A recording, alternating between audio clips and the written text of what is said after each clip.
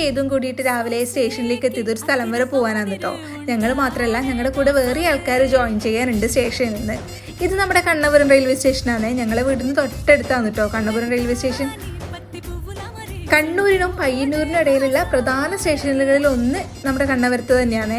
നിങ്ങൾ പറശ്ശിനിയിലൊക്കെ പോകാൻ ആഗ്രഹിക്കുന്ന ആൾക്കാരാണെങ്കിൽ കണ്ണൂർ ഇറങ്ങുന്നതിനെക്കാട്ടിയും കണ്ണപുരത്ത് ഇറങ്ങിയിട്ട് പോകുന്നതാണ് കുറച്ചുകൂടെ അടുത്ത്.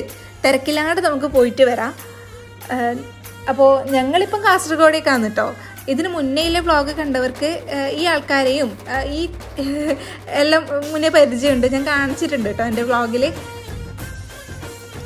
രാവിലെ ട്രെയിനിലധികം തിരക്കൊന്നും ഉണ്ടായിട്ടില്ല. ഞങ്ങളൊരു ഓഫ് ഡേ ആണ് കേട്ടോ പോയിട്ടുണ്ടായത്. അതുകൊണ്ട് ഓഫീസിൽ പോകുന്നവരോ സ്കൂൾ കുട്ടികളോ ഒന്നും ഇല്ലാത്തതുകൊണ്ട് നല്ല സീറ്റൊക്കെ കിട്ടി വേഗം.